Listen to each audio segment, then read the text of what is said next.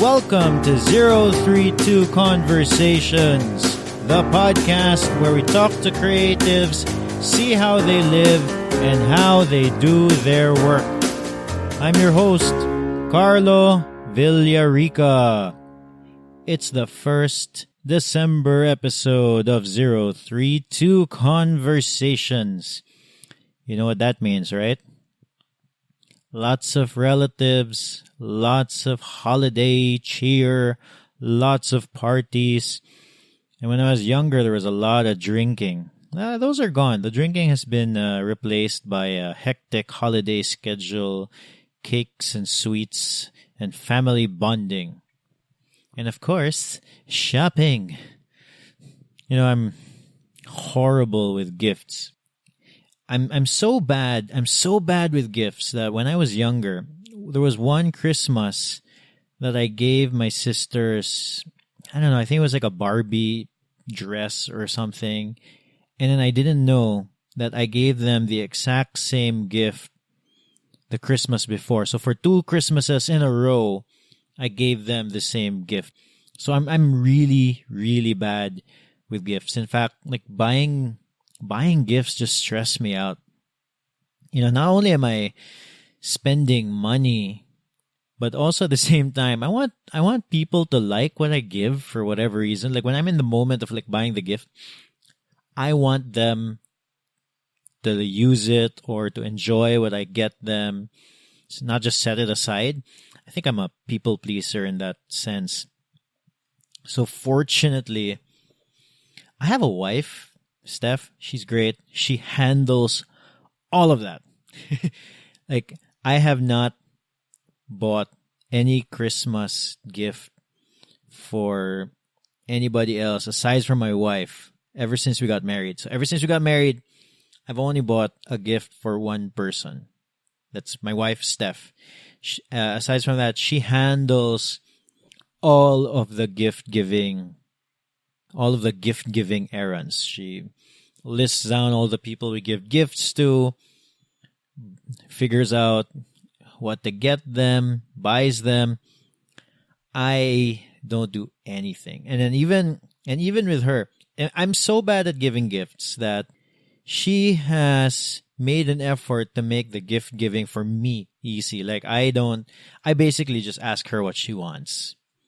And then she usually just gives me, you know, she just tells me what she wants. When we first got together, like I didn't really know. I was so bad at gifts. I stressed out over it. And maybe the first few years we were together, like I'd buy her some gifts. And then I realized that she wasn't using any of the stuff I was buying her, which is a good gauge. It's basically me saying like the stuff that I was getting her was not stuff that she wanted.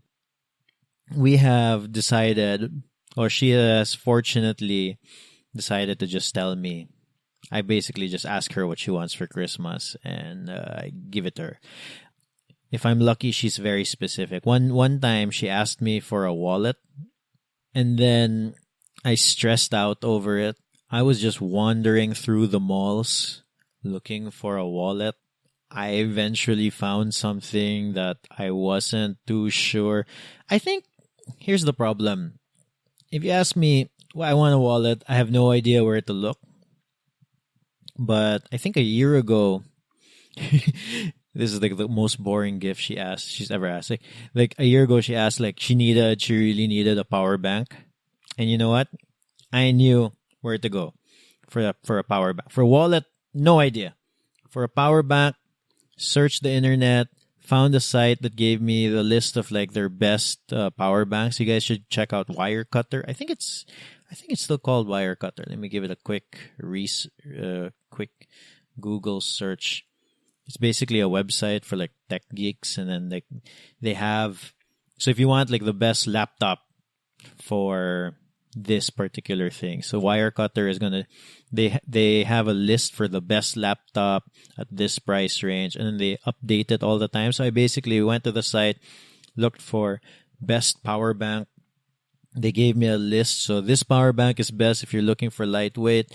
This power bank is best if you need like a big battery, or this power bank is best. So basically, I went to the site, looked at what they had, I checked online if they were selling it, like in one of those Lazada places, and then lo and behold, found it, ordered it. That was her Christmas gift last year. I think it was last year. Yeah, I'm just not good with Christmas gifts. If you haven't started your Christmas shopping yet, head on over to the Pop District Bazaar Holiday on December 10 and 11 from 3 p.m. to 12 midnight at the tent in Mandani Bay. It's in North Reclamation. Ho, ho, ho, beat the Christmas rush. That's what it says in the ad. Enjoy fashion, music, art, and lifestyle rolled into one at Cebu's grandest bazaar as they open their gates for free.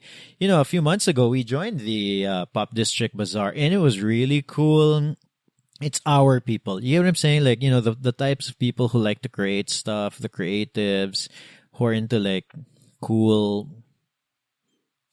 products. It has that. Pop District always does a good job of curating their sellers, and they have really good stuff every year.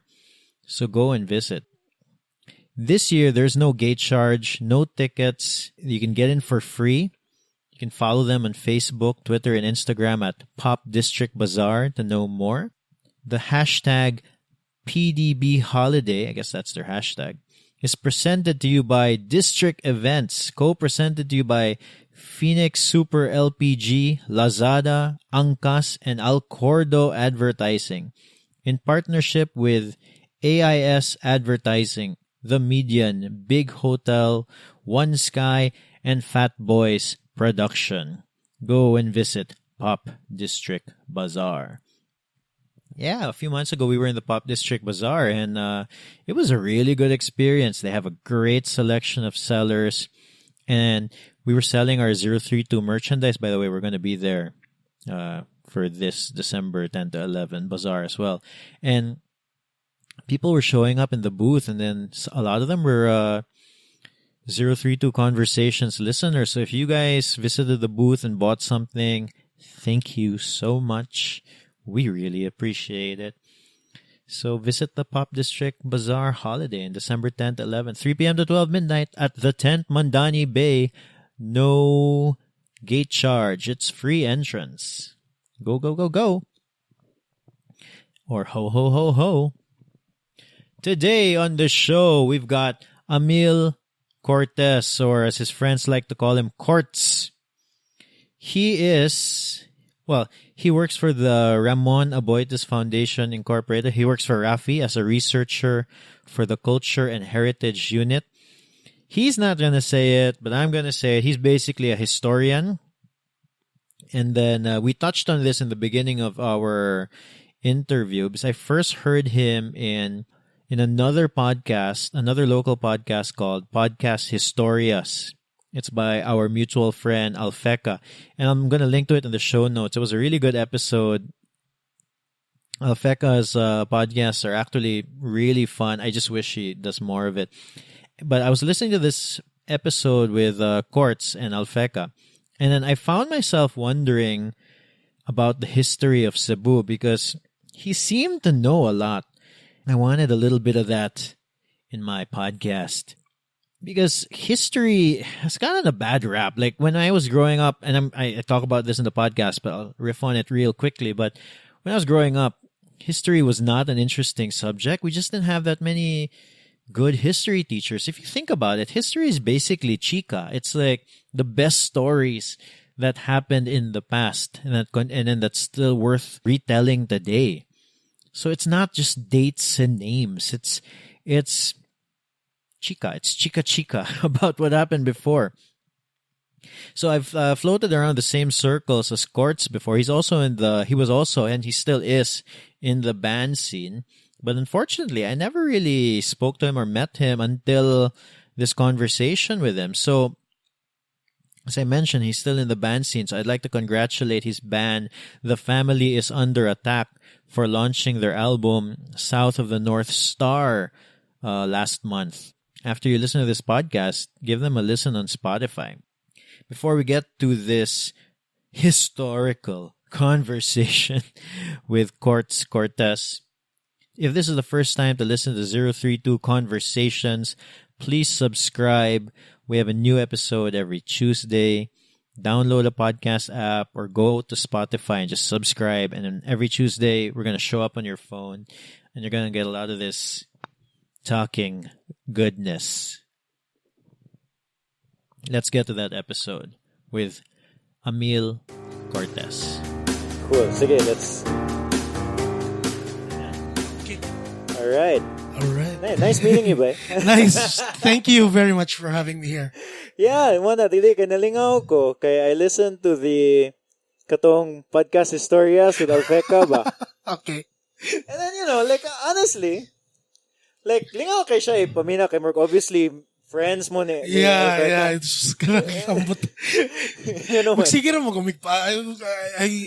If I listen to the podcast again, all I can remember is kanang for like an hour or so magsira jud mi og katawa and it's like, oh my god, what is that? But okay, it was fun. It was a fun podcast. Lingaw gito niya na I feel like Fex should release more, honestly, because kay it's fun what she's doing but I think tungod kay friends kay mo, the part that I was really interested actually would be you start talking about Philippine history and then she'd be like, wait, so you have something against women?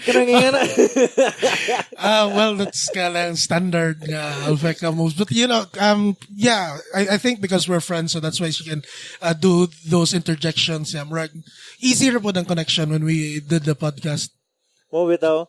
Pretty, and then I want to get into that. I want to talk about that a little bit, how you got into... Because I mean, is sakto ba? So she said you came in here. You said you're a researcher, pero yeah. Is that are you? Because she refers to you as a historian. Okay. I think actually, in fact, the conception is when you're a student of history or when you study history, automatically you're a historian. Personally, kay murag mo cringe pa ko nga term because number one, dili pa kay ko as kanang well established as say for example this katong si Dr. Rizal Mujarez, who's the recently been awarded the national artist. So these people we can call historians because they've been around for a long time, experience wise and everything. They've written a lot of books, but for me I still consider myself a student of history. So historian is such a kanang mo kuan pa kay ko ang term. Wait, why you need to write books to be... I that's how I feel about it. It's a sort of a validation zero or something, bro. Being a historian is, for me personally, it's you can't call somebody doctor unless he's, passed the board exam or kanang legit gid siya nga doctor. So that's also how I feel about, being called a historian unless I've contributed substantially to the field. Do you plan to do something like that in the future? I do. In fact, right now though, I'm a bit tied down with work, so wala pa kay ko nakafocus. I was actually planning to take up masters. I did take up a semester of masters in history, but I wasn't able to pursue it because, like I said, medyo tied down pa kay ko sa work around. But in the near future, I do see myself working on or contributing to that field. See, I want to get into that, but also I know I'm sure we've been in a gig together. Yes, actually. Somehow. No, but I guess we just never met ba? Yeah, I think the person sa imong band Rescue Hero that I was able to talk to again was Marcos. He was very he was more social, I think. Or not really social, but social's not the word. Pero I mean, we watched. I watched your set, and I'm pretty sure I saw you guys watch your set. I'm sure we've seen you guys. we know kind of each other. Because I know Bobby. Yeah. Pero the thing with Bobby, he's in so many bands. nga murag, it kind of melds into one thing to me. Like sometimes I'm not sure, but I'm sure I've seen Sunday. Yes, No? yes. How did you how did you get into that band? Quite interestingly, I was kasi kami magod ni Bobby, we were high school, all of us in Sunday Sunday are high school friends. Ah, okay. We were at one kanang batchmates pagid me in high school. So back in high school we all had different bands, and then Murag si Bobby, he continued to pursue that after we graduated in 2006. Murag si Bobby ni continue siya pursue, and then I was like in a limbo, murag nawagtang ko kadiyot sa music lifestyle. Until he got me in 2011, he said a spot just opened up for a guitar player. Would I be willing to? This is in Sunday Sunday. Yeah, for Sunday Sunday. This was back in 2011, and immediately I said yes, because I said to myself, maybe you should start playing music again, and so far it's been a very very fun ride with the band. Yeah, okay. Well, I don't know. Okay, that's one of the things because we stopped a couple of years ago, and yeah, I really feel like I miss playing, but I also at the same time, I know nga murag you need to dedicate a lot of time and effort. Yes, kanang I'm pretty sure you understand how kanang being in the music scene for a while, so you understand the rigors and the kanang the effort you must put into by making a band. It's no easy thing, because you basically have a day job, and then you use that day job to Fund the to fund your music career, which happens at night. So medyo kwan siya ba yan, maintaining two things at once. Yeah. If you factor in pag other things like family, friends, or a relationship with a loved one, so that's different gina siya. Ikaw ba? You're not, are you struggling with that? Kay murag, I know you're in Sunday Sunday, and you also have, is this your own thing? The family is under attack. Yes. So I did mention I was in a band before in high school. That's my old band back in high school, and I kind of felt like, because for a huge span of time, we were writing a lot of songs, and then we recorded them mostly mga demo quality ra siya ba, kay kanang bati siya ba. So me and one of the other band members, si Jeremy, who is also the drummer for Sunday Sunday, we felt in order for us to give justice to the songs we made, let's get the guys back together again, record a legit na album, like say mga 8 or 9 songs lang, and then just put it out. And thankfully Dexter of Bomba Press, now Melt Records, is willing to do that for us. So siya ang amuang kanang we're gonna be releasing that album under Melt Records. Yes. Why did they change their name by? I'm not privy to the details, pero rebranding siya of some sort. Mangutan na lang ako na dili pa ko sure nga. I want to talk to them, kay murag lingaw sa ilang ilang scene. I think yes kay definitely sa scene po dire, Melt or Bomba was unique siya nga type of community, kay medyo hugot siya ba immediately when Sunday Sunday found itself in Bomba Press, kay the feeling of belongingness kay ni settle dayon siya ba, so murag ni belong na miya, kanang unique siya kay makabuild siya community, and that community is strong sad siya in particular. So kanang it would be interesting to talk to the people behind it as well. And then also kay right now I feel like the Cebu's music scene now ba more siya, it's quote unquote dominated by like the singer-songwriter, the electronic music, and then murag like the nice thing with Melt Records and Bomba Press is that murag their scene is still like the whole like 3-4 piece 5-piece band with like full on lagi kanang we've never considered ourselves to be kanang a big kanang what they call is a huge community, but it's a strong one in a sense nga we've been around for a long time, even though ang mga different the scene is changing in Cebu, di ba?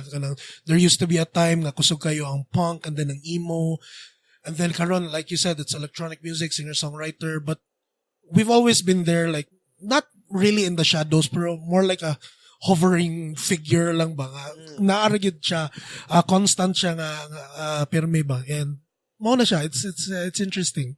I mean, for me, like, ako, that's, I grew up looking and playing in those gigs. Mo lagi. And then, in fact, one of the, I think I talked to Ate Shak, and then I told her one of the gigs that I really remember was she did this gig called You Don't Get It, no?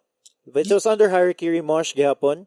Ah, yes. You did you play that one? No, but I was there. I think that was in Cebu. In Cebu, yeah, I was there. Oh.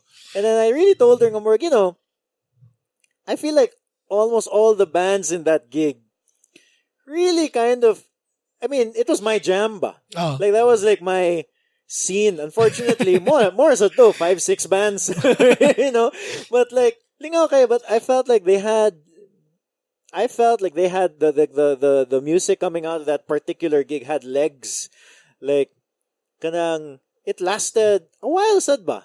Like, I think, I know Bobby's band was there. Was it Sunday or? No, it was under a different name. It was called Anagram. Anagram. Yeah, there. Anagram, That's right. There. Cebu. That was just a very long time ago. Grabe ha eh. No, yeah, dugay to ba eh. And yeah, moto, like, it's one of those gigs that stuck with me ba? Because I remember that was the first time we watched Bumbo Pluto Ova. Oh, yes, definitely. Ako personally, if you're a first-time listener to the band, mo blown away ka in a sense nga what is this?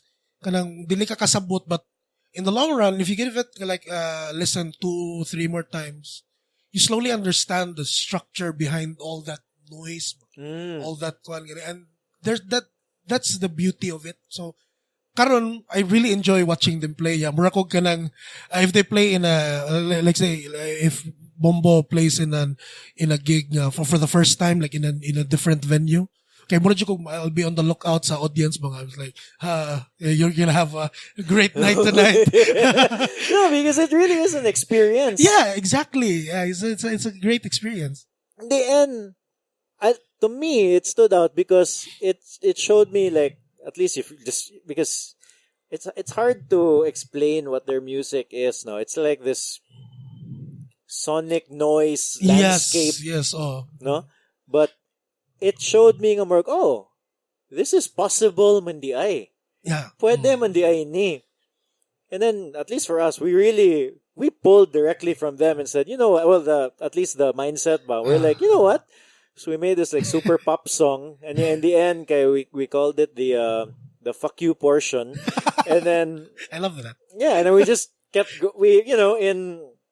in respect to I don't think we did it anywhere near as good as them, no? But like that mindset was there. I kinda remember there was a song you did Marcos is gonna play around with his rig or some gadget niya, and then he's gonna create the shock ambient noise, but towards the end, yeah, it was like, we got that direct from them. I'll tell you. Okay, right now now I know. That's from them. Like, we were like, we talked and said, "Oh, we can kaya man, possible man din. It looks so much fun to do, ba?" So we're like, let's do it, ba? Like, they're good. And then it just became part of our shtick. Okay. No? Well, lagi. So, wala siya. Diba you guys, for the Family is Under Attack, you guys are releasing a whole album soon, no? I listened to, correct me if I'm wrong, is one track out? Yeah, it's Sin? It's a Sin. It's the current single out. And actually, released it last May, but I told Dexter that I was planning to re-release it under Melt so that it can reach a wider audience. The Family is Under Attack. This band currently doesn't have a Facebook page. So when we launched it last May, I launched it on my personal Facebook account. I just made the post public. So mona siya. So I'm thinking, let's probably re-release it. Yeah. Remaster or remix the whole thing. Make it make it even better. So we did that, and it also serves as a parang promotional na lang po ng material for the upcoming albums. And did you plan to like gig with the Family is Under Attack and or like just release it? Yeah, release it. It's just there will be an album launch happening on November 24, but it's kind of a one-off thing. After that, we'll just let's just be happy that we got that music out there na. So why do it, man? Why? Why? Sort of parang when I quit the band, kuan gani ka melodramatic mo kay ko type of person. When I quit the band, I felt like ganang that chapter of the book wasn't kanang really closed, but more it was left hanging. So I was thinking na by releasing this album, this should be parang final na ko nga goodbye and thank you ba to these people ba who have spent or I began my musical journey with. So is this your first band? Yeah, this was my first band. High okay. school. We started when I was 15. Yeah, you know when you're 15 in high school and then you're discovering you have a talent for making music. You feel like the sky is the limit, gid ba? And that's what we were. And for a time, grabe kami make of music until eventually the well ran dry. And nabungkag ang banda, ni fizzle out lang siya. And right now, decide ni Jeremy, you know what, let's record some of those songs in a studio and release it because kuha na lang po na nato we owe it to ourselves to show the public we have these songs and these are beautiful, mind you. I mean, not to brag, but I mean you always find your creations to be your proud. You ka dapat sa mong creations, and we still are proud of our creations. So that's why. No, bitaw, like I mean, I asked you why, but like, I can understand. No, okay, you know what good, like, especially music, but like, it's something, if you play it live, I feel like that's the best way to experience it good. Yeah. No? But at the same time, after you play it, it disappears. Yes. So, it's good to have, at least from a musician's perspective, it's good to have like, quote unquote physical copy of it. More siya, something tangible ba? Yes, there. Something tangible. More like akin to a photograph or visual gani or a painting. The music is kanang recorded nga song yun. And that's more na siya mong imprint nga murag we tell ourselves ni-exist me a band and this is the reason why we exist. Well, like, so this November it's called South of the North Star. No? Yes. Yeah, I'm just curious, like I was listening, I was listening to some Sunday stuff. Yeah, Lingaw Sad, and then it was on Spotify, and then I realized, there's this other band, but of course I googled it, Spotify, nothing. Wala. Yeah. Obscure, very obscure. So if you listen to this, kibaw na gid mo. Cool na kay ka. Sa mukha. For Sunday, sige gihapon mo like gig and everything. For now, I think we're on our 3-month na murag unofficial break. All because our bassist is studying to take the board exam para sa medicine. So we're kind of taking it, we're lying low for a while, and Bobby is also busy with his Cobra Commander project. Yeah, and at the same time, ako sad, me and Jeremy, we're also busy with the Families Under Attack. So I think this is a perfect time for us where we're taking the break. The on break may because of the things that many things that are going on sa among personal lives. So mo na siya. So blessing ra pud siya, but we will be back this November as well. Sunday. So from there there's even a plan to make an album, our next album kay kanang this huge plan to like rent out a space or a dorm. Yeah. We'll stay there for like a month or two niya. Kanang record na jud ba? Like I don't know if it's doable like logistics wise feasible ba siya, but if it is, well, we're definitely going to do it.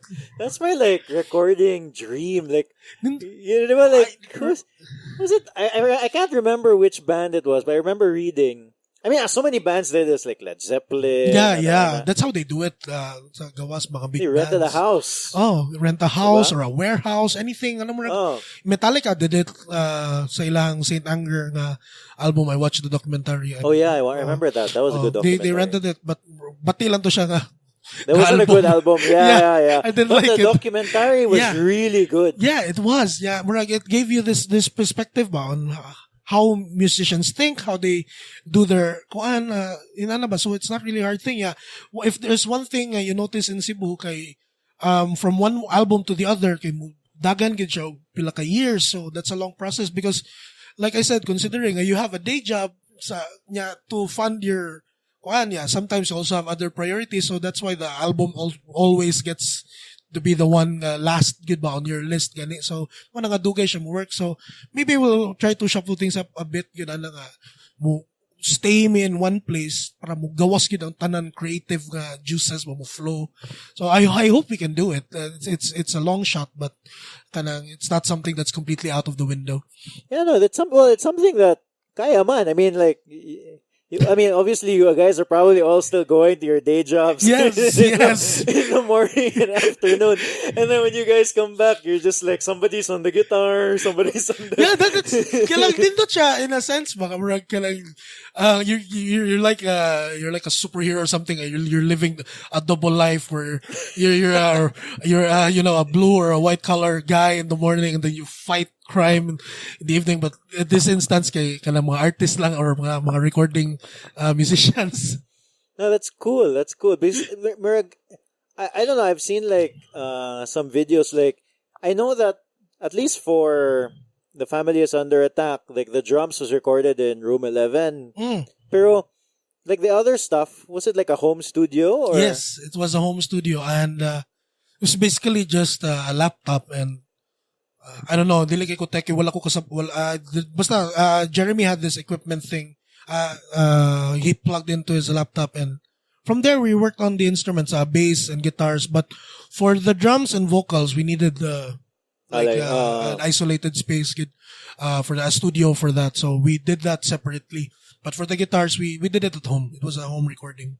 Mo lagi, kay, actually that's what we did with Rescue a Hero. Everything was home recorded except for the drums.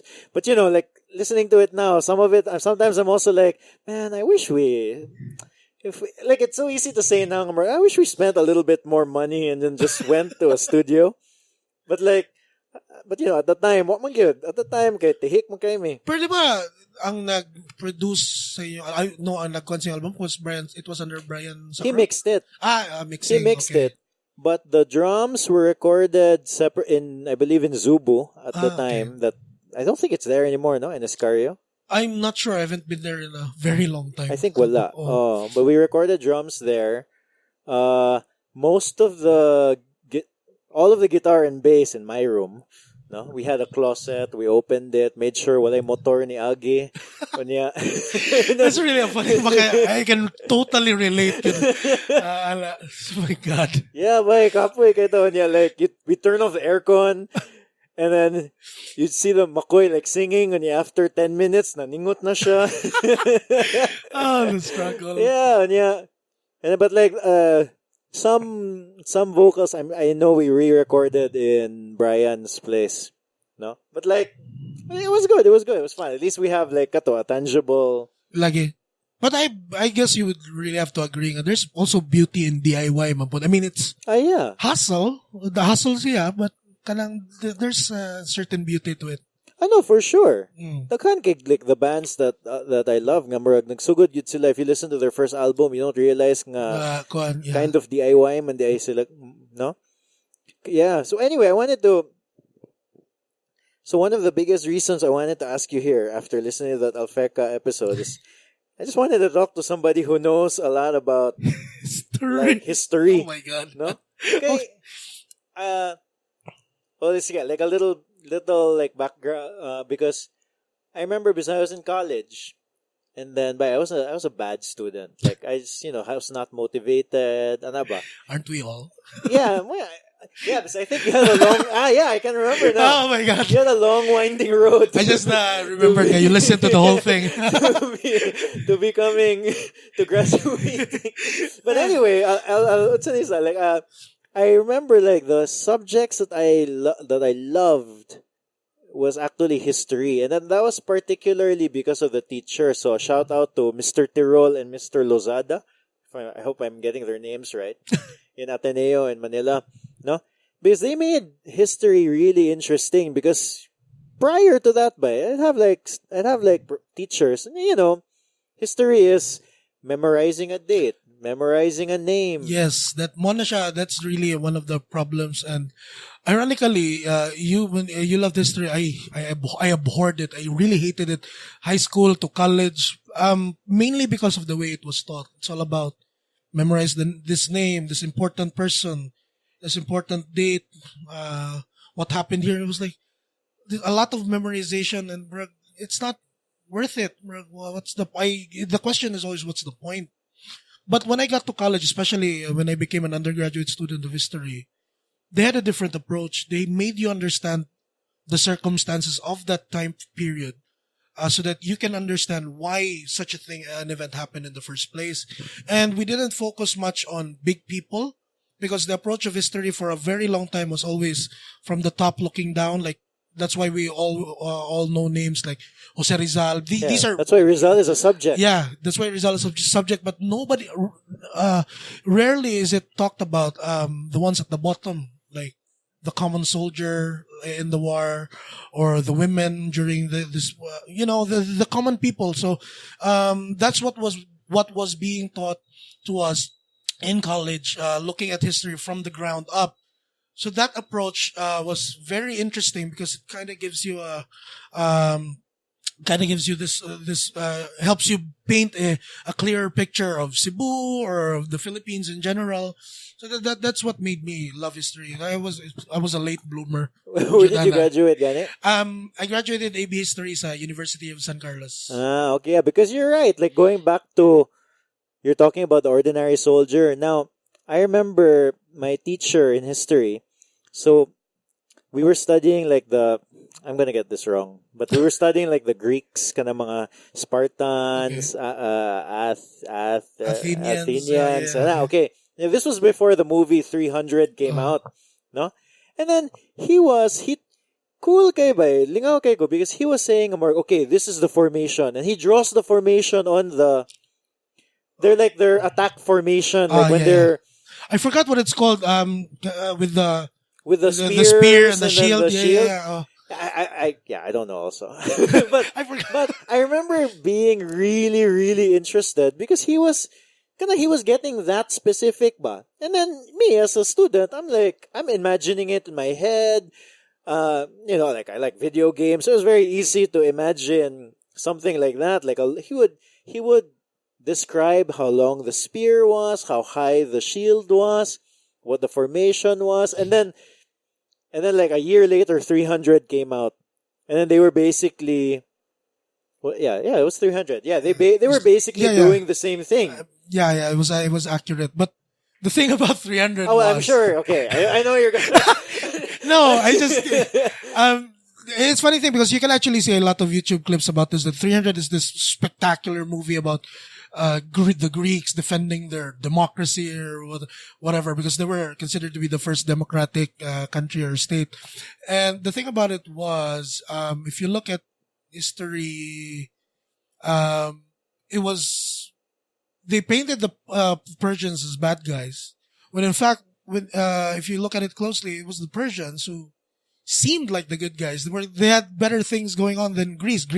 There was a lot of discrimination and whatever. There was a lot of bad things going on in Greece. But, because of 300, it's like, whoa, it feels nice to be a Greek or something. So it's different. There's also propaganda there. Yeah, well, I'm not saying the movie was. But it was a very good action movie. I really enjoyed it. No, but what I'm saying, like, it was very specific, and I really enjoyed that part of it. Yeah. No?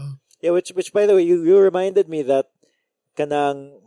there's a phrase that is said, like, history is written by the guys who win, by the or something like by that, the victors, by the victors. And then, even though you don't like, if you look closely, like you were saying about the Persians, were they the Persians? Oh, like, even in the movie, you could see they actually had like racial equality. I don't really know, but like there was, and then the Greeks were, there was a lot of discrimination. It kind of rings true, because if we're gonna use 300, the movie 300 as an example, you can clearly say that in history, since they lost the war, you can clearly see in the movie that they're really the bad guys, though the Persians. But at some point I'm also inclined to not agree with that statement because as a historian, your primary objective is to observe and not to inject your bias upon it. So, when you do write or chronicle a certain event,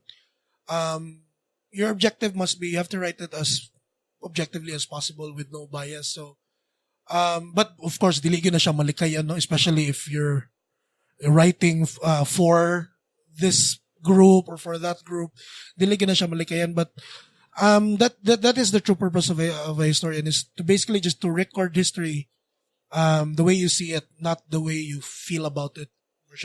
Yeah, like just saying this is what happened. Yeah, and this then is what happened. Kana because of course, if you're going back to 300, it's a movie, and then there has to be a villain. There has to be heroes. So that's how it, or at least that's the old way of doing history. But right now, with the advent of postmodernism, new historians are not just looking at the what happened, but the why as well.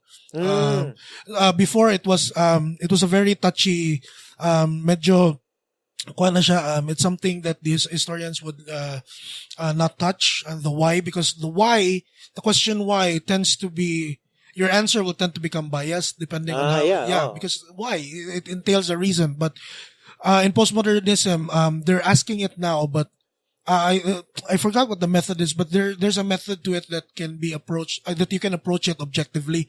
So you can still answer the why without having to, be in a particular side or anything. And there's this film, or two films in mind that comes to mind.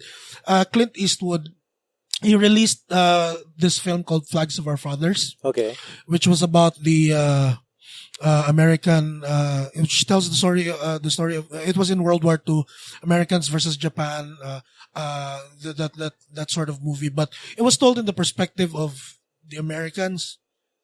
A year later, he released Letters from Iwo Jima, which is about that same battle, but from the perspective of the Japanese. So that's really, like I said, it helps you paint a big picture, but you're not just looking at this point of history and from the winner's side, but you're also looking at them from the losers, from the losing perspective, which is the Japanese, because in the end, when the dust settles, all of them are just human beings in a way. So all of their stories deserve to be told. So that's also, that's why I love that movie. So are there examples of that in our history? In the Philippines, no. So like Rizal really is a hero. Just kidding. There is a debate that I think it's still going on, but I think Rizal really does deserve to be a hero. I said that in jest, but he deserves to be a hero. But it's always a topic for debate. It's a good one. People talk about whether Bonifacio should be the national hero or Lapu-Lapu should be the national hero. There was even a controversy that Rizal was only became the national hero because it was sponsored by the Americans, because he became the national hero during the American period. What do you call this? He was recognized as the national hero during the American occupation period in the Philippines. So there's that controversy that he might have been an American sponsored hero. But personally, I would say, even if he was, does it really matter? I mean, if you go into his life, you can definitely see that he really did deserve. He really does deserve. I mean, he's human. He made mistakes. One of them was yung pagka-babaero, yung pagka-playboy. But that's part of what should intrigue us the most, of Rizal. He's just showing that we're all human. Yeah. I mean, we're so used to holding these figures in high pedestals, kay heroes like sila, they're so untouchable, they can't make a mistake in their lives. And then you dig a little deeper, you find out these little chinks gani in their armor niya. You find out you bring them down to your level. I'm not saying you just bring them down to your level. to further understand them, mga tao na po sila, and they're not someone nga really untouchable, or si Sir Cis ba nga, in 300 again nga, dili daw siya mo bleed. So, mo bleed na gyapon, di ba? Or si Superman nga, even, mo bleed na po daw siya. Inana gani. No, that's why, like, I feel like, I don't know, I have a lot, I kind of have a few issues with the way I've been educated, no? Because you don't, it's so interesting, but how can you be a kid and be like, if you told the kid, okay, we're gonna tell you stories of how our world or our country came to be. And then, how can you, a 15, 13, 14-year-old kid be bored by that? Diba? Like, it's just, you're telling stories. It's something that you inherently like. But what's happening is you're telling them, okay, read this book, kunya. Not you. I meant like in general. Like I remember I had another class, and then they gave us this. Not all history teachers are made equal, apparently. So I had this class, and then they gave me this like book, this Rizal book. I read through it, and then the test was katulagi basically nga, who was the other prince in Bohol that did this, kanayana ba? And then I feel like it misses the whole point. It totally, like, for miss good the point. It's like going back to your analogy of like telling a story. I mean, how would we feel if like, say for example, a fairy tale like Snow White? How do we feel nga if ang atong mabasa nga fairy tale was like, in 1605, Snow White ate the apple. Snow White died. Then in the summer of 1606, that's so boring. And then you get asked the question, when did Snow White die? 1605. That's really not the way to tell a story. So it has to be interesting, because history is interesting. It should be. It should remain interesting. There has to be a way to teach it, to impart it to young kids, so that they'll appreciate it better. Mona, so how did you get into this? History? Into history? Okay. Actually, no. When you just graduate from high school, 15, 16 years old, and then you're expected to make this, your first big life-changing decision is, what course are you going to pick for college, diba? And it's so amazing that decision making is thrust upon you at such a young age, 16 years old. So I didn't know what I wanted, so I took up this another obscure course, which is AB Linguistics and Literature, or AB English na siya before. And merely because the reason was all the subjects offered sa first semester are minors to all the different courses offered. So if I do decide to shift, pwede na ako maka-shift niya. Kanilaging bad student, very barkadista, and a lot of friends. I didn't want to go to class.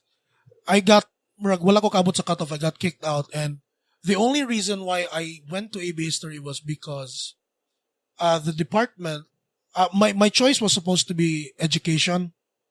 And then education was in South Campus, and at the back of my head, I was like, if na ako sa South Campus, I won't get to see all of my friends. So I'll probably select one of the courses that are just in Maine. So I decided to go AB History. It's a really bad way ba to choose a life path, gani. But I did, and this was, mind you, mga 9 years ago pa ni siya nga when it happened. And after that, wala gyud po ko'y klaro, because mo lagi, I mean, my reasons for shifting was bati naman siya in the first place, just because I want to stay near my friends. So in the end, sige ra gyud ko barkada. I didn't go to class, and then I quit for about 3 years. When I got back 2012, that's when I started to love history, because the teacher, the faculty we had there, they really opened my eyes to this possibility of learning, murag something, I really never expected yun nga, ma-in love jud ko ani nga subject, because the way they teach it, the way they teach history, yeah, murag ko, wow, dinduta ni, that's what I felt at the time. I can't really put it into words, but I sort of found a family in that department and I stuck it out. And right now, I consider history to be one of my one of the things that I'm passionate about. Ah, yeah? Yes. Oh, yeah. Well, it's also like, is it your job? Are you... Yes, is that, yes. I'm also happy. I found a job that is directly connected with what I studied for back in college. So right now I am a researcher at the Culture and Heritage Unit of RAFI, or the Ramon Aboitiz Foundation. So at first I was doing research jobs because there's a museum there, the Casagordo Museum, which underwent renovation sometime in 2015. We had to renovate and upgrade our exhibit. So that was my job, basically just to research for information about Parian, Cebu City in general. So basic history stuff. And right now I'm more onto things like publication of history books and the sort. so if you're doing the research, Yes. where do you research? Yeah. I think- And follow up. Where do you research? And is it like, is the content in such a way nga somebody like me, who's not a historian, who's not particularly a researcher, Yeah. no? Is it written in a way nga murag kanang, would it be easy for somebody like me to latch on to, like in a more pop way? Yeah, you know? yeah.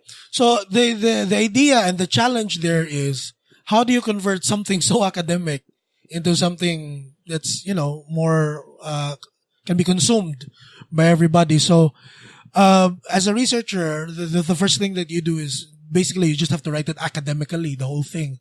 And then, what happened was let's say, I'm gonna make an example. The work we did was, the work I did, I put up an academic paper, not a paper, but sort of the data that I gathered was written in a ways that can only be understood by thesis professors or whatever. And then the challenge there was to convert that into an exhibit. So through the research, once converted into exhibit, that's already something that, you can what they call this, easily understand. So that's also one way. Another way is, and this was most recent lang ni siya na exploit, was historians can actually find a job in, like, say, the video game industry.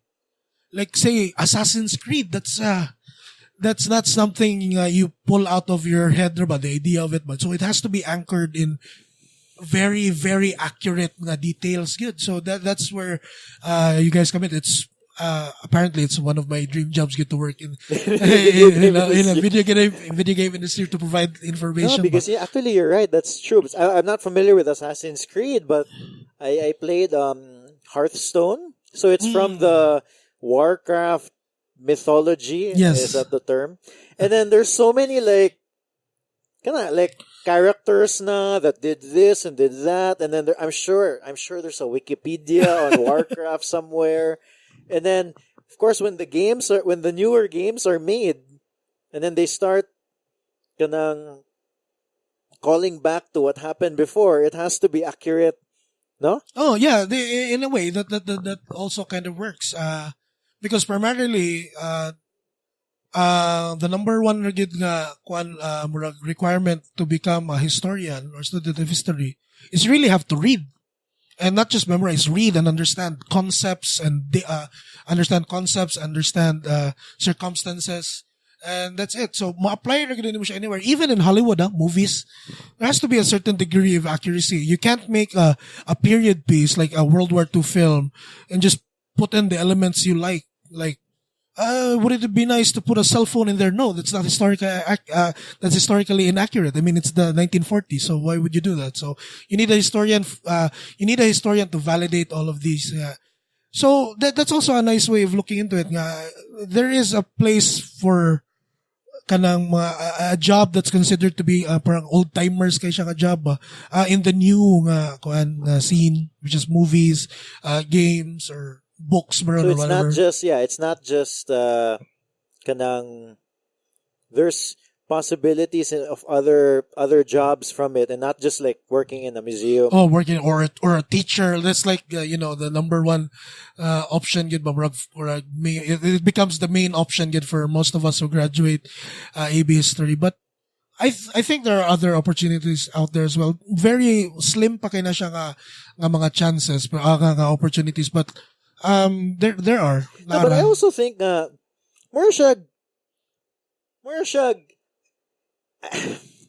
you know a few years ago when everybody said, "Oh, you should take up nursing," Oh yes. and then hundreds of thousands of kids took up nursing, and then all of a sudden they were paying to work in a hospital. Lagi. And then so it's hard to say what a wrong or right choice is. Exactly. Diba? Oh. Like no one can tell the future, but at the same time, like ikaw, like you took up history in college, and then there's probably, I mean, and then you're working in RAFI. You said researcher, I'll say historian. Okay. No, but it's a job that's it's a job that's needed. Number one, but and then how many people are taking advantage of it? Very few, diba? So you were able to get that job, and then who's to saying in the future, like that, because you said you can work in the video game industry, you could work in a movie set, and that's actually very viable for a lot of people. It might not seem realistic to some, because Yes. it'll be like, is that really possible? But actually, yeah, it is, diba? Like, I mean, take for example, these recent Philippine movies that came out, mga period piece. that Yeah, were, that's right. Goyo and Henry Luna. Yeah. Before they were able to make that film, they had to consult historians That's true. to give them a background of the person they're dealing with, the place where he grew up, all the necessary things. And you can't come up with something so detailed if you don't have the details in the first place. So Bitaw. it's a nice stepping stone. I think we'll be getting there. Who knows in how many years? But we're definitely moving forward in that regard. I actually think those movies are a really good avenue, because one of my complaints about our history, particularly in Cebu, is that I don't know where to look. Let's say I want to be entertained by our history. I have no idea where to go. You get what I'm saying? There's that's also something na kanang very it's really a challenge, no. I mean, if kami nga mga students of history, if we talk amongst ourselves, right, we're easily gonna brush it off as naara man gud na sa kuan here, or mabasa ra mo gud na siya nga information there. But in reality, it's kanang obscure siya kanang mga body of knowledge. But one thing's for sure, if there is a place good here in Cebu, and we have to be thankful nga naani siyang lugar, the place is called Cebuano Study Center. It's in the library in University of San Carlos Talamban. They collect all it's an archive. Basically, Cebuano Study Center. Anything relate about the Cebuano culture and heritage, you can find it there. So that when I was a student, 90% of my time I spent reading books or going through old newspapers there. They have old newspapers dating back to the 1890s pa. So they kept that there. So these are all sources of information, very rich sources of information. So, if somebody wishes to start, if they want to get serious with their, history, then I suggest that the first place they look into is the Cebuano Study Center. Oh, that's cool. So it's all there. I mean, it's really. Yeah, they're trying to get it all there. I mean, well, there's a lot there. Yeah. There's really a lot there, and kanang newspapers palandaan, you can consider them as primary sources because they're written the way they are. So from there you can read a lot about Cebu, not just books, very academically written, but nasa yung mga coffee table books. Basta, a lot of things can be found No? in Cebuano Study Center. So that, for me, is a starting point. So from there, you can, It would be cool if somebody.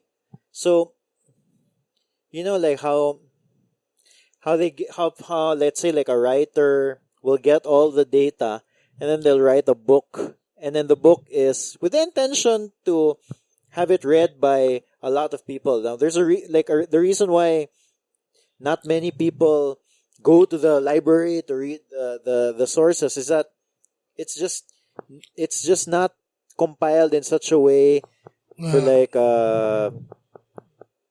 like if for like in a story way. Yeah, you know? yeah. So like a lot of like I'm sure in the US or wherever where you get authors they're essentially, I guess they're historians, no? And then they write books to make it interesting or to have a flow or a story for a particular event. Or like there's this guy who I like to listen to. It's a podcast. That's my like audio. It seems to be my way of like consuming things. No, but there's a podcast called like Hardcore History, and then it's this guy. His name's Dan Carlin. No, and yeah, he's not a historian, but he really likes to read about history. So he'll read all these historian books or some sources or like sometimes to the primary sources. And then he'll talk about an event. And it's like these 2 or 3 hour long podcasts of him just talking about a certain event. Wow. Yeah. And then, so like that, an example would be, I think he has a series called Wrath of the Khans, I think. And then it's about, what's his name? Genghis Khan. Ah, yeah. And then his whole, like what basically from his he's basically narrating what happened. No, and then it was so interesting that nalingaw gid ko nga I ended up buying another audio book, an audio book. I forgot now what it was called, but about Genghis Khan. And then lingaw kay ko. And I kept thinking of Murag while I was listening to it, but I was like, I wonder if there's a version of this na Philippines related. Kuadja, that is really a challenge because, for one, most of the historians who've written books are very academic. Even those who are studying history, there's a colloquial term for the nosebleed gyapon when you read it. Even kami, back when we were students, there were certain authors amuang likayan because when you're at that age, you're just studying. Yeah.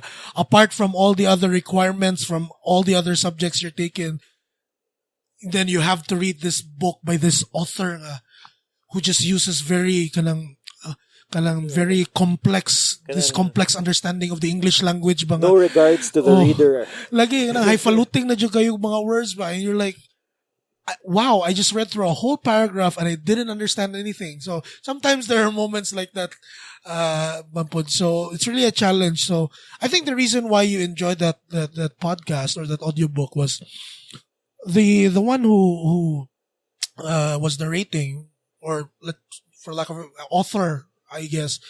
He wasn't a historian. He was basically a passionate reader of history books, and in a way, he was able to compile all the information he read and tell it in a story only he can tell. So that's something, because he wasn't trained to be a historian. So that's why he told the story not in a historian's way. So maybe that's the disconnect right there. That's possible, but I think the audio book that I ended up downloading is from, I believe I'm not really sure, but I believe the person who wrote it is really a historian. Ah, okay. Because the podcast I was listening to, that's his format. And I got so interested in the subject that I decided to download a separate book. It's a book. Yeah, I just downloaded it in its audio form. That's like a 1 in a million chance of finding a historian who doesn't talk like a historian. Ah, yeah? Yeah. Well, maybe that's an opportunity. Yeah. That's maybe something the new generation can learn from. Are you still like setting up the exhibit in Casa Gordo? I know. We opened last 2017.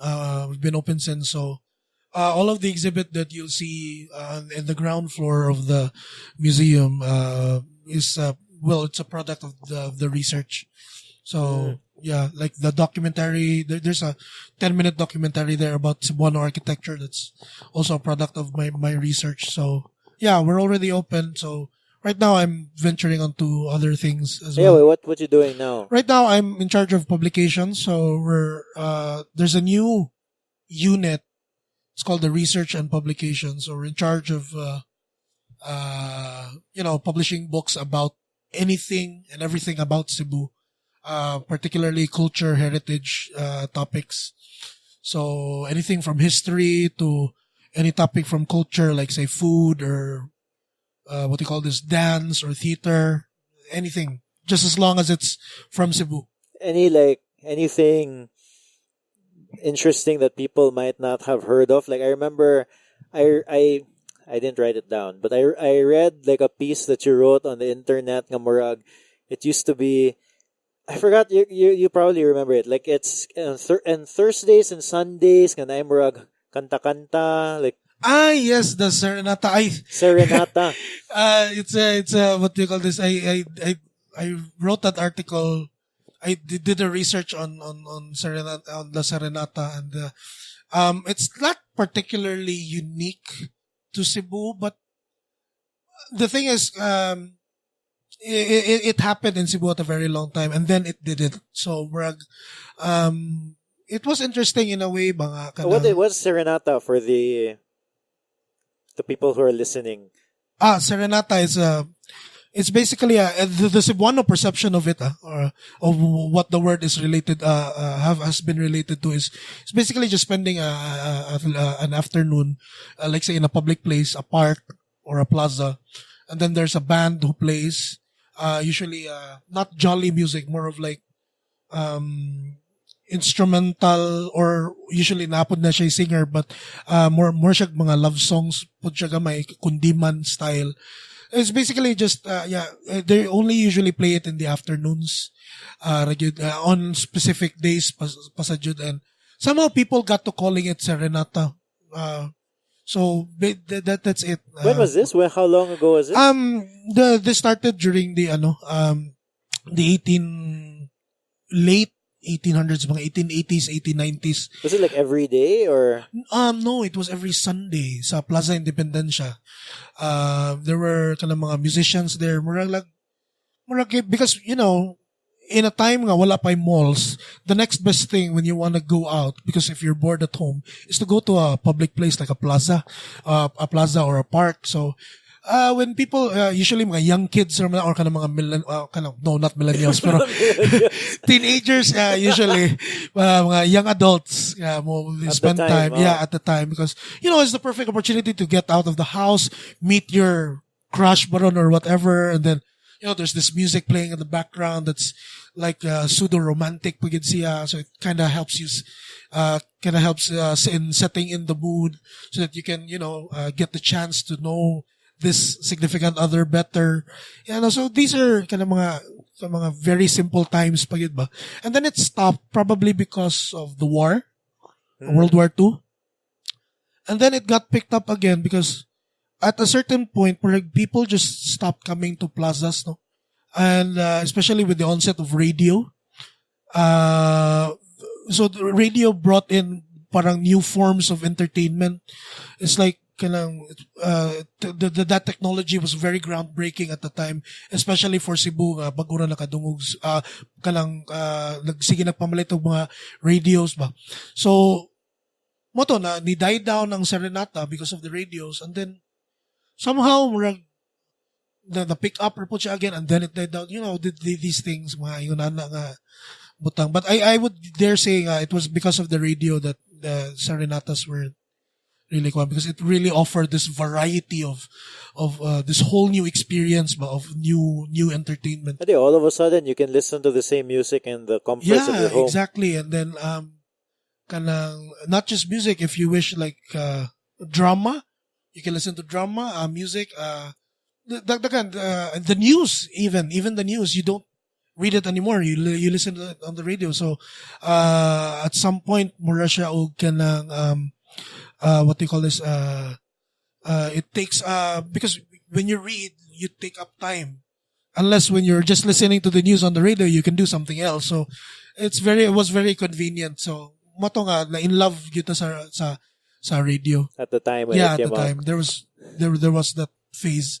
Yeah, kalang like things like that. But like, honestly, I find it interesting. Like, it's who would have known? Kanang yan na, and then in a way, nga malingaw ko ron because now we have the opposite problem where everything is documented, Yes. no? And then now like too much is documented na tinali. Lagi. And the challenge right now is there's too much information out there. Yeah. It's unfiltered. It's dili siya filtered ba? You can't tell the accurate ones from the fake ones gani. Okay, it's just out there. People are resharing stuff. They don't even know if it's true or not. They don't care. They just reshare it, and then you scroll through your news feed, and this is a lot. This is a lot of information. Is there like anything? Is there anything interesting about Cebu or trivia that like people wouldn't have known about? Like I remember, I don't know if this is true, but I remember like a friend, for example, telling me, oh boy, yeah, I heard like Capitol building, supposed to be in Busay. Imagine if it was here and the traffic nakaigsamot. Kaya na ba? And then I'm like, are you sure? That would have been impossible if sa Busay kay sige, Capitol. Let's talk about the Capitol. The Capitol, natukod ng Capitol mga 1930s. I forgot the marker nakasuot mo ng year sa the facade sa building. Is that what no? it is? Okay. Yeah, that's your MCM. If you can still remember how to read Roman numerals, that's supposed to be the year. So, American period kaya pa na siya, 1930s man siguro. And then, at the time, Cebu at the time, although kitawag na tag Cebu City, ang atuar yung area where our lives mostly revolved in were kaning what is currently known as downtown area San Antonio. Kanang Fuente Osmeña at the time, layo na kayo na siya. People considered it as very far. Layo na kayo na siya. So when plans were put they were going to put a Capitol building even further from the Fuente Osmeña, people scoffed at the idea. Kay it was too far. Nobody would go there. Why would you build it in a bukid na place? Bukid na ganito yung lagi tawag atong Capitol sa una. So there was even a joke running around in different newspapers nga ang mga empleyado ko na dito will be monkeys because of its kayang the jungle. Like the jungle na getting apart ba. So can you consider right now right now ang Capitol is just like what? Dollar ng Capitol, it's just a 10 minute. But to me, that's in the city. That's in the city, but before that used to be like outskirts na siya of the city. Capitol was the outskirts. Yeah, that was very fun. But because of this, there was an American architect, and he was very ingenious. To help in the movement of people from downtown to the new town, what we consider the new town, which is Capitol. He built this long road called what we call now as what we're familiar with as Jones Avenue. Yeah. Kung yung subayan ng Jones Avenue is basically connecting the old city from the new one. It connects from Santo Niño towards Fort San Pedro going to Capitol. So that's the connection. Karon magtuta ba nga marag, di ba? Jones it's a very wide street. 3 lanes siguro na siya. But the architect who planned it, si William Parsons, he didn't think of it nga, in 2000 mag-traffic na diri, so we'll just make a big road to prepare for that. That was the big road. Yeah, that was the big road. That was the only big road we had. The only reason why he made it big was for its aesthetic quality. Because, can you imagine? God. Yeah. For its aesthetic quality. That's why, because the point was, karon dili na kayo na to ma-imagine because of with all the buildings. But when you're like riding a Tartanilla from Santo Niño, makita na nimo ang Capitol overlooking up ahead, and you pass by that long wide road. So where siya og kaning there's this equivalent in Washington. I forgot the name. Basta inana ba bro? It's a long drive. It's simply because just to enjoy the beauty of it, the Capitol overlooking So the yeah, building. back then there were no buildings, there's no Cebu dock, there's no high rises on the sides of the roads. Yeah. So you would, I guess, also not many trees. I don't know. Oh like- yeah, yeah. kuha na siya kanang very vacant yun na siya nga area. Oh, so you could see it probably all the way further down from before Fuente Patinali. Coming from downtown. Fort San Pedro, you can see the Capitol From already. Fort San Pedro, you could see So you can see at the that Capitol time. already. Yes, that was the concept, and it was brilliantly executed. So that's why I remember when I was back in college, I had a history teacher who had this immense distaste for this tall building in Jones. She calls it an ugly building. What do you call this? The one beside McDonald's, I forgot what Regency, Crown Regency. Yeah, Crown Regency. Because it totally destroys the whole idea of the Jones Avenue. But I said, it's like, who are we to stop progress? This is progress. Yeah, that's also a price. There's a price to pay. Yeah, come to think of it, kana ba, like Jones. So thank God, number one, wide roads. And then also the other thing that was that the nice thing with Jones is that so that has those side roads. It's like a real grid ba. Yeah. Kanang there are side roads and there's smaller roads going to the side roads, and then there's a lot of smaller roads. Kuha na siya, most of them are fairly recent, murag after World War II na siya kanang mga side road, because for the longest time, maorag yun na siya nga daan. And then there's Fuentes Benya, then of course B. Rodriguez and Mango Avenue. But for the longest time, there were mga side roads already, but very sparse, few in So the between. side roads were later on. Late na siya, yes. Oh, that explains it. Because I was going to ask you, so what happened to the rest of the city? Now there's no side roads. If you want to go, I'm going to rant. If you want to go like from Lahog to Talamban, for the most part, you have no choice But to go through Manila. but to go through Manila. Yes, that is the dilemma, the dilemma there. I would really, if you were to base this on history, this is because of poor planning, Jude. We really didn't have a plan. The thing was, during the Spanish period, it was maayo kito sila when it comes to urban planning, because if you see pictures of Spanish cities, grids gina sila, like they're in squares, but little squares ang ilang city. So if you see an aerial view of a Spanish city, makita nimo nga they're divided up into grids. Yeah, that's and right. That was Cebu back then. That's Spain right now. Oh. Madrid and Yeah, Barcelona they were able is exactly like that. They were able to maintain it from when they started it up to now. And that's what they did for Cebu and Manila for a time. When the Americans came in, all hell broke loose, school. Dito po to Spain because they'll make a residential district here and then the commercial district here. So you know where to go. If you want to go to a certain place, you know where the street is or where that place is. But right now it's just, and then the war happened, the Japanese, and what happened was the Americans bombed us in hopes to liberate us from the Japanese. They ended up killing more Cebuanos, but hey, we were free. Well, wala siyang payoff. So these bombings, they destroyed like 70% of the city. You can probably find a picture there in the internet. It's shared. Grabe na siya og shares no kanang. It's just a picture of a flat out city nga. Ang nagbarog na lang is ang Vision Theater sa Colon, ang Capitol in the background, and then the rest is just like total. So most of these buildings are they were rebuilt during the American time na. Dili, kuha na siya, World War II happened 1942, 1941. Wow, so super recent if you think about it. So 1945 bombings to liberate us, and then after that we were a free country in Nubaya. So okay. When we were left to fend for ourselves, we were the ones when kanang running the show already.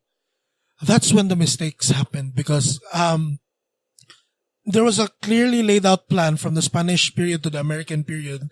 And then the bombing is sort of considered as a reset period of Cebu City because after that, buildings just sprung out of nowhere. Nobody cared about zones anymore. One perfect example of this is, you see that tiny house in Ramos beside Robinson's? There's a little house, it used to be Abuhan Dos. And then there's a little house, and then Robinson's. Oh wow! I did not even realize that there's a house there. There's a house there. It's a little house, yeah. Purag, it's to think of it, but it really doesn't belong. Murag, it's there's a lot of like trees there. Yeah, it's a little house. Yeah, people still live there. Yeah, Murag, in a district that is supposed to be like an entertainment uptown kuan. That little house is considered an eyesore, but di ba? Wala siya kanang proper. It sticks out. It really sticks out. If you look at it, you're like, why is this here? Oh, exactly. It doesn't belong. I mean, but the thing is, if it's been there for a very long time, then clearly the problem lies in the buildings nga nagtapad ani niya. So this goes back to bad or bati nga urban planning because they when the money comes in, there's just like, oh, there's an empty lot there. Sige, tukod lang building diha. So, I think that was the plan, or if it was even a plan in the first place. No? Yeah. But ito tao urban planning. Yeah, murag what we've been doing ever since the 70s, kay patchwork na lang siya. It's just kanang murag just a way to cover things up ba. But these are mga short-term goals na lang yan but nobody is looking into the long term of it jud ba. Yeah. Well, the whole system is designed for short term. Murag mahugay yun na. Yeah, like, the terms of all of our public officials, they're all short term. That's totally true. One perfect example is the airport, which used to be in Lahug. Yeah. Diba? They put the airport in Lahug because they thought that was already a far-flung place. Yeah. Okay, I think it's in international aviation laws. If you put up an airport, you don't put it up in a heavily populated location. So that's why airports are usually far from the main city. That's why we have our airport now in Mactan. But it's still nobody foresaw Mactan will also be populated in the near future. But back then it was Lahug. Yeah, murag it was very dangerous kay murag all of a sudden nanaghan ang tao sa Cebu ba. Yeah, people were slowly moving from downtown, where they spread na sila from the downtown to uptown areas. Areas like Banilad, Lahug, Pardo were now being slowly occupied. So murag medyo ni-encroach na sila sa territory sa airport, which was already very dangerous as well. Not only for the airport, but for the community that surrounded it. Okay, if na airplane crash, mukuan gito, yeah. Not thankfully. Murag natauhan sila when Magsaysay, that president who died sa Mount Manunggal. Yung plane ni crash. So they use that as an example. If we don't move the Lahug Airport, an accident like this can happen at a much more mas grabe nga severity because there are already houses in Kuan. So that's something gi-move na siya. So in retrospect, wala gina siya more properly planned. Kay if this was properly planned, we probably could have put it in a location. So you know what, we're just gonna making things up as we go along. Well, yeah, but they're not having this conversation in Mactan. I guess there was a talk that they're gonna move the airport again to Cordova, ba to? Pero with the new terminal, I don't think it's happening. Yeah, I know. I was like, they're building. I was thinking about it. I was like, where would you put the airport? Because, diba, Cebu is mostly mountain. Yes. And then it's really just the shoreline. Well, the parts that are flat in Cebu are essentially the parts nearer to the water. And then it seems to me that a huge chunk of that is basically already covered with Covered. people. I think that's one advantage that Manila has because yes, like us, kay shoreline po na siya, there's a water sa kuan, But pero they're flat. flat man gud sila. So they had the opportunity giba to build and as kanang assign. So for us magud kay we had little ground to work on because we had the sea in front of us and then the mountain behind us nga mao'y ni babag na to basically. So mo na nga I think urban planning, the mistake in the planning was also because of our very very limited options in terms of putting up the infrastructure. Yeah, because I'm gonna guess that from Busay, let's say JY Square, from the foot of Busay to the shoreline, the nearest shoreline, like if you just go down from Salinas all the way to SM City and then go to the shore, I'm gonna guess it's about 10 to 15 kilometers lang. Most probably. When that's not far at all. Lucky. I mean, it's far if you're in a car and then you're driving. If you're in a car, but if you're looking at it from the top, it's just like for development and for you to be able to build up infrastructure, you need a far wider space than that. That's why the next thing we did was reclamation. That was the only option we had. Yeah, I was gonna say that probably explains why we've been reclaiming all of this land. Yes, that really explains it. Kay, more if we don't have the option, unless you want to level a whole mountain, then by all means do that. But the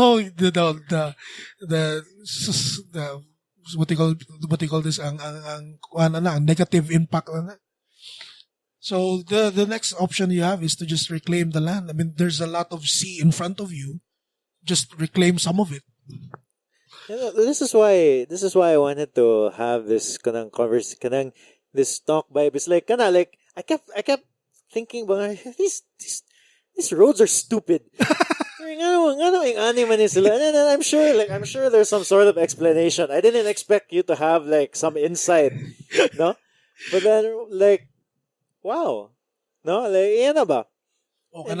Roads are also a very perfect example of very poor urban planning because none of them really thought will grow as big as we are right now. Yeah, when it did happen, too late. Oops, we can't widen our roads anymore. Yeah, because if you think about it, so the bombing happened 1945, you said? Yes. And then when did World War II end? 1945. 1945 yes, it ended. yes. Okay. So more or less maybe we got our shit together, quote unquote shit together. But we started building up again after 1945. So really it's not that long a time, but that's only what are we now? 70 years. Yes. No? I mean my grandfather was alive 70 years ago. My dad was just about to be born 10, 15 years later. It's not that far off ba? It's like none of the old the older ones, the ones who were in charge of overseeing the whole development. I don't think any one of them expected that we'd be as good competing in terms of economy. Basically because even though we were from after the war up to the 1990s, kay murag medyo slow raman tingali atong rise.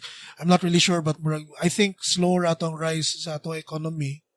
But murag all of that murag ni lobo na siya og maayo during the 1990s after bagyong Ruping, when katong Cebu na period. I don't know if you remember that. Cebu again? I was a kid. Cebu. yeah, there was a song. Yeah, I remember. So I think it was our current mayor who coined the term Cebu, and it was a period of great growth, economic growth to a point nga even Cebu City Cebu City's GDP was higher than that of the whole country. Mo ba? Yes, so that's why it was a period of immense and sudden growth. So nobody really expected that we'd be as good as Manila. We're not really we're still nowhere close sa economic power that is Manila, but it was in the 90s that it happened, and it was there that they realized that we made a mistake in terms of managing the city. Dito na sila kakwamba nga, I think it was when they realized nga, of what Well, could happen pag ani. Well, yeah, but that was already 40 years later, Yeah. 40, 45 years later. And yeah, I wonder if you could I wonder if you could blame the ones who took over like right after 1945. Nga murag all of a sudden kanang we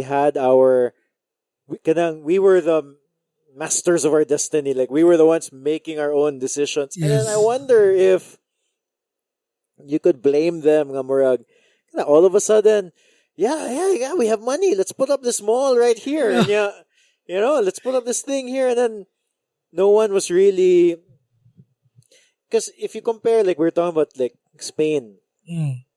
Spain had hundreds of years to figure out How to do it, how to do it, and then they didn't like grow. They didn't grow from 0 to 100 in terms of population like that quickly. Like it was like, okay, it seems like we're getting bigger, or like kanang yan ba, like the technological advancement, the population growth, all happened really slow. And that allowed them to grow appropriately and make decisions appropriately. Yes. And yung kita, 1945, all of a sudden, murag, oh cool, sige, let's bring in these cars. Let's put up all of these buildings. Let's make all of this. I don't know. So, I don't really know. That's usually the dilemma of a country that has been what do you call? I forgot the term for that. A colonized country. Our problems in the Philippines is not a unique one. Actually, you can find this in most Southeast Asian countries, even in Mexico. Nga murag kanang grabe kayo ilahang kuan ba. So island development mainly because yeah, you're right. When you said for countries like Spain or US or UK, United Kingdom for that for that matter, they've had years to perfect this. They've had years to undergo trial and error. For the Philippines, 1945, that was already after World War II, that was already the cusp of modern civilization. And it was thrust upon us. It's not that long ago. All of a sudden, it was thrust upon us. Not only did we have to adapt to these changes, it's such a short time pag yun ba. So, kuan pud na siya, of course, there's the saying called, there are no permanent friends in politics, only permanent interests. So, there's always, I don't know if I'm allowed to say this, but there's always money to be had when you work for the government. So, that also plays into effect. That can also be a factor in why we're in this hole that we've dug. A lot of short-term thinking. Yes. So for starters, if you want to know a little bit more about Cebu and the history, the culture that we have, you can start with these two books that I would personally recommend because they're they're very easy to read. A lot of pictures. They're basically coffee table books. One is written by Dr. Risil Mujares. It's called Cebu More Than an Island. You can find this in the Cebuano Study Center, or I believe it's in the public library, the Cebu City Public Library, if I'm not mistaken. No way to purchase this.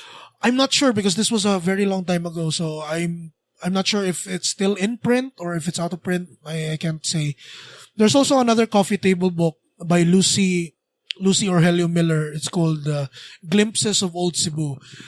It's basically a collection of all the postcards she had when she was a kid of different places in Cebu, old Cebu. So it's very fun to watch. Like say that old guba nga building in SRP, Compañía Maritima. There's a structure na lang nahibilin. Yeah. Near downtown. It used to be a customs house. So, there's a picture there, a picture of the old Malacanang sa Sugbo, aduana, a lot of she also writes about, her experiences. So, medyo easy siya to read and you get a taste of Cebu, the old times. again, it helps you in painting a clearer and bigger picture of Cebu. Yeah, I'll see if there's like something online about that. One other question, I know we ended, but Sige. one other question Okay. that I wanted to ask you, Diego. Kanang, so you had a hand in helping Casa Gordo relaunch. Yes, to I was relaunch part the of work. the team. Yeah. What's so special about Casa Gordo? Because I went there when I was a kid. We did a tour, but I have no idea why we were there. Casa Gorordo, from the name itself, Casa House, and then Gorordo. Gorordo is basically because the first Filipino bishop, Bishop Juan Gorordo, like legit the first Filipino bishop, it was his house, or more like his family's house. He was, I think, the second or third generation who lived there. So for a time when Casa Gorordo was opened from 1983 up to 2014, the story or the curatorial theme was when you visit the house will tell a story about the bishop and the family. So what their lives were, how they moved inside the house, basically that's it. Right now, with the relaunching and the rebranding of Casa Gordo, what we're now trying to say is it's not just a house of the Gorordos, but it is a house representative of what the Parian district used to be. Because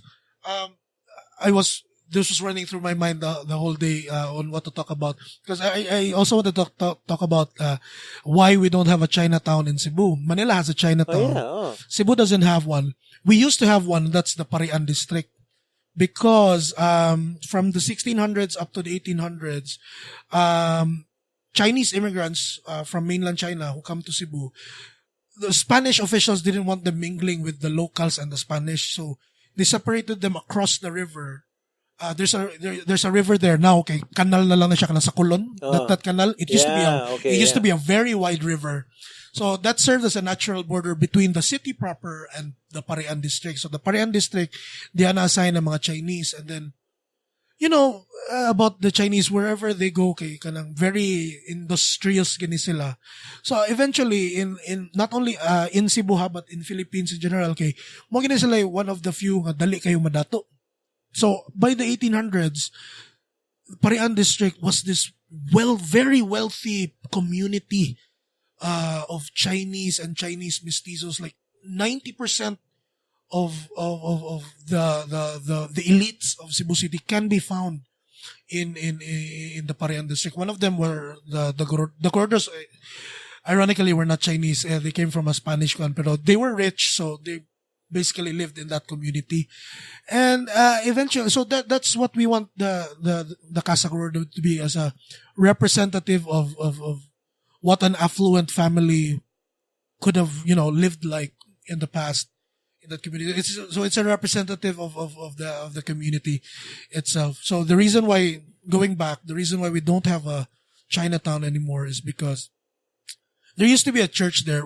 I don't know if you've been there, but right now it's called the fire station, the Parian fire station. Okay. That fire station used to be a church. It's called the San Juan Bautista Church, and it was the grandest, most beautiful, most affluent church in Cebu, even beating that of the Cebu Metropolitan Cathedral. So ang mga pare sa cathedral, wala sila kauyon nga kita man unta may cathedral. We should be the grandest because we're the cathedral, but we're not. It's that church over there by the river. So it was bigger than cathedral. It was bigger than cathedral. When you went inside, it was gold. Kanang very majestic looking. Kaingon ka dato jud kayo siya kuan. All because the church was in a community surrounded by very wealthy families. Oh yeah, so they're in the tithe or whatever the donations. So it was dako gid kayo. Dako jud kayo. So one other thing was, I don't know how to describe this because this is a podcast, but this would be better if would look at the map, no? But the city proper, there are two divisions during the Spanish period, which is ang division sa Chinese, kay gilahi man gina sila, which is the Parian district, and then there's also the city proper, which is composed of Fort San Pedro, Cathedral, Santo Niño, basically the whole downtown. Yeah. That used to be the city proper.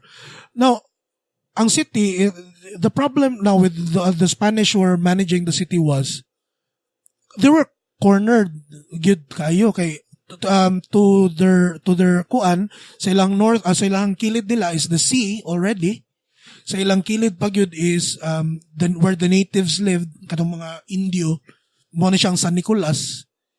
And then sa Pikas kilid is Parian.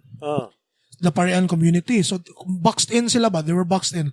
And then the Parian community, wealthy as they are already, if left unchecked, might expand into something bigger na basig kanang there was a fear of kanang power kanang of the shift in power control at the time ba, because after Parian is already Mandaue, Banilad, di ba? So they had somewhere to go.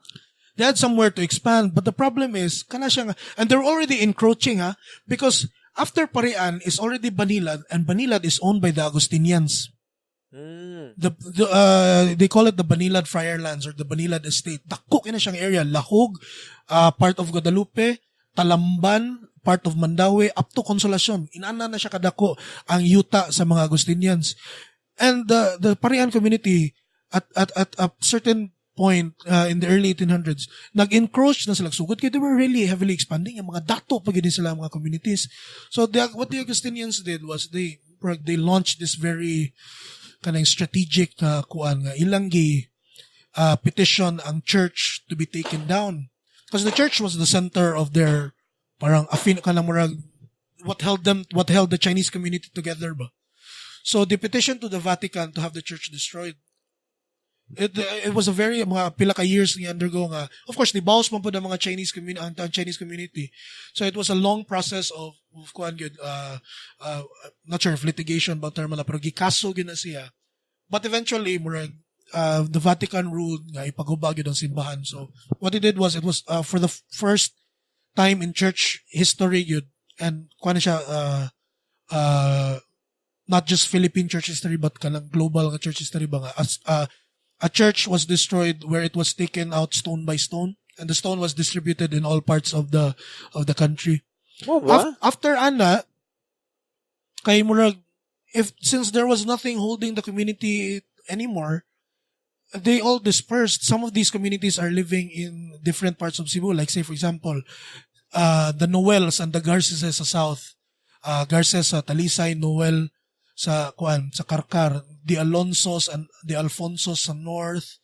So they dispersed, totally dispersed. Osmeñas, they have Velosos, Spanish family names. These are the Chinese families. But they have Spanish family names. If na kay sponsor ato nga time, you convert to Christianity, kay you're supposed to adopt. Okay. Some of them adopted man. These were the old, very old Chinese nga families. They still kept their Chinese names though. Some of them. Like, for example, Uy. Uy is Uy and Veloso, Osmeña. They're these Chinese sounding na sila nga kuan. Osmeña is a Chinese family name. Yeah, so the church dismantle, and then and then I guess back then really the church was the center of a community. Oh, it's really what held them together. They all loved the church. They had an affinity for it, and when it was destroyed, the community sort of fell apart. So they dispersed. So we could have had a Chinatown. Right now, Parian looks like it's a shell or a shadow of what it used to be. The warehouses, mga old, mga balay, mga kuan. You know, it's not really a healthy community to live in today, but it used to be this really great kuan. And that's what the Casa Gordo aims to tell. The story of that community, but that dispersed a long time ago. Well, sige ba, I know we're like at an hour or something, and nalingaw kog storya kay I'm surprised with the stuff that you know, honestly, huh? Like I was like, I'm gonna take a stab on my road gripe and then see if there's anything there. I'm like, oh hey, something came out of that. No? I don't know, are you good? Is there anything you wanna I've just had so much fun talking to you nga. I think I'm good. Kuha na lang, can I promote the, is it something I'm allowed to do? Yeah, of course. What do you want to promote? Your album launch? Yeah, the album launch. Yeah, I don't know, honestly, if it will be out by November 24. Okay. Yeah. So if you're listening to It'll be on this, Spotify. yeah, and it'll be on Spotify. So please watch out for the album "South of the North Star" by the Families Under Attack. It will be out on Spotify. If this is after November 24, it's already out on Spotify. If not, come join us at Handurao Pizza White Gold for our album launch party. Where can people find you online by? Online, right now, the one managing or promoting us is Melt Records. So, Okay. you can check Melt Records out, and you can also check out other cool artists. I'm pretty sure you've heard of, Honey Drop, Loop. And if you want to check out some of the artists that, we also have, you go to Melt Records, on Facebook. Or where Check can they check us out. find you specifically? Me online, just chat me up on Facebook. Facebook.com/Cortz is a loser. Why do you have that? Why is that your Facebook handle? Yeah, that's what I don't know. I've had it for a long time. I didn't think of changing it. Maybe I should. I feel like a winner already talking in this podcast. All right, well, good talking to you. Good talking, man. Thank you.